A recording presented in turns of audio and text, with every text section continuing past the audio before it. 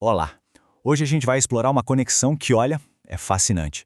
Vamos juntar três áreas que, à primeira vista, não parecem ter nada a ver uma com a outra. A ideia aqui é mapear a mente de um jeito completamente novo. Um jeito que pouca gente imagina ser possível. E para começar, uma pergunta que parece simples, mas que na verdade é um dos maiores desafios da ciência. Como é que se mede um sentimento? Pensa bem, como é que a gente transforma uma coisa tão subjetiva, tão pessoal como alegria, tristeza, ansiedade, em algo que dá para medir, comparar e entender de forma objetiva? É um quebra-cabeça e tanto, né? Bom, para responder essa pergunta, o nosso ponto de partida tem que ser a psicologia. A gente precisa entender a jornada dela, como ela deu esse salto de ser um campo de ideias para se tornar uma ciência baseada em evidências. Olha, por séculos e séculos a psicologia tentou entender a mente, mas sempre esbarrava num desafio gigantesco. Como é que se torna um intangível em algo tangível? A mente humana sempre foi meio que um território de filósofos, de pensadores, né? Mas para a psicologia se firmar como ciência de verdade, ela precisava de uma ferramenta. Algo que fosse além da pura observação, da intuição. Precisava de um jeito de medir aquilo que estava estudando. E foi aí, gente, que a estatística entrou em cena. E olha, ela não entrou de fininho, não. Ela chegou provocando uma verdadeira revolução. A psicologia começou a sair daquele campo das interpretações subjetivas e mergulhou na análise objetiva de dados. E essa mudança? Foi fundamental. Deu muito mais credibilidade e poder de análise para a área. E o impacto disso foi simplesmente imenso. De repente, com a estatística, passou a ser possível analisar sentimentos usando escalas, sabe? Medir comportamentos de um jeito sistemático e até, pasmem, quantificar processos de pensamento. Isso não só deu um arsenal de ferramentas novas para os psicólogos, como ampliou e muito a validade científica do que eles descobriam. Ok, então a gente já entendeu como a psicologia começou a medir o indivíduo, certo?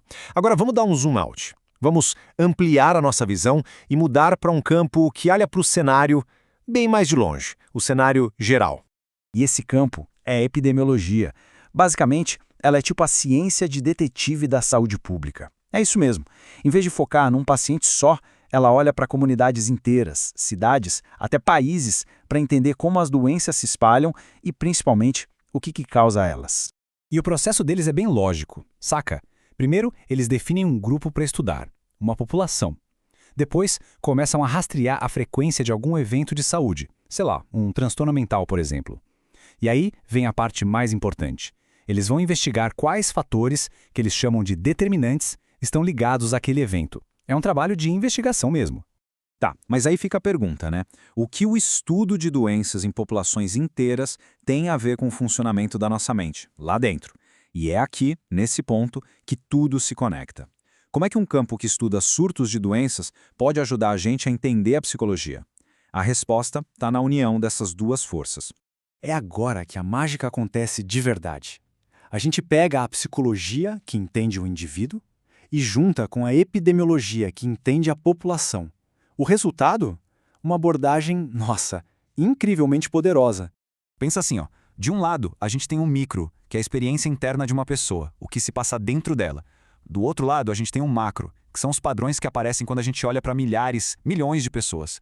Juntando os dois, a gente tem a visão completa do negócio. E é essa parceria que permite uma coisa incrível. A gente começa a ver a saúde mental não só como uma experiência pessoal, mas como um fenômeno de população, algo generalizado. O ponto crucial é esse, sabe? A depressão, por exemplo, ela deixa de ser vista só como o sofrimento de uma pessoa e passa a ser entendida também como um padrão que afeta certos grupos, sob certas condições e com certas frequências. A gente sai do individual para o coletivo. E o que essa parceria revela? Olha, os resultados são transformadores. A gente consegue identificar fatores de risco em larga escala, tipo pobreza, isolamento social, coisas assim. A gente passa a medir a prevalência, ou seja, o quão comum uma condição é, agora, e a incidência, que é a taxa de casos novos que aparecem. E o mais fundamental, a gente finalmente entende o impacto social que tudo isso tem. Isso tudo nos leva à pergunta final, né? Tá, legal, mas por que todo esse esforço de juntar esses campos diferentes realmente importa? Tipo, no mundo real. Qual é o impacto disso? É aqui que a sinergia fica cristalina. Olha só, a psicologia entra com um entendimento profundo da experiência de cada um, o micro. A estatística vem com as ferramentas, o método para medir isso de um jeito confiável. E a epidemiologia, bom, ela dá a escala, o macro, para a gente enxergar os padrões na população inteira. Cada peça é simplesmente essencial. Uma não funciona sem a outra. Essa frase aqui resume tudo perfeitamente. A ideia central é essa: mudar a perspectiva. É parar de ver os desafios de saúde mental como se fossem falhas individuais e começar a enxergá-los como questões de saúde pública. Questões que podem e devem sim ser estudadas e resolvidas em grande escala. E é por isso que isso é tão, mas tão importante. Porque com esse mapa da saúde mental de uma população em mãos, governos, organizações, todo mundo pode criar políticas públicas muito mais inteligentes. Dá para direcionar recursos exatamente para onde eles são mais necessários. E, no fim das contas, construir sociedades mais saudáveis, mais resilientes. Faz toda a diferença. Para fechar, fica uma pergunta para a gente pensar. Se já é possível mapear a saúde mental em populações inteiras, o que mais da experiência humana a gente poderia mapear em seguida? Pensa bem. Com essa combinação poderosa de ferramentas, que outros aspectos complexos da nossa vida interior, tipo felicidade, criatividade, senso de propósito, a gente poderia começar a entender numa escala populacional? O potencial, nossa, é simplesmente imenso.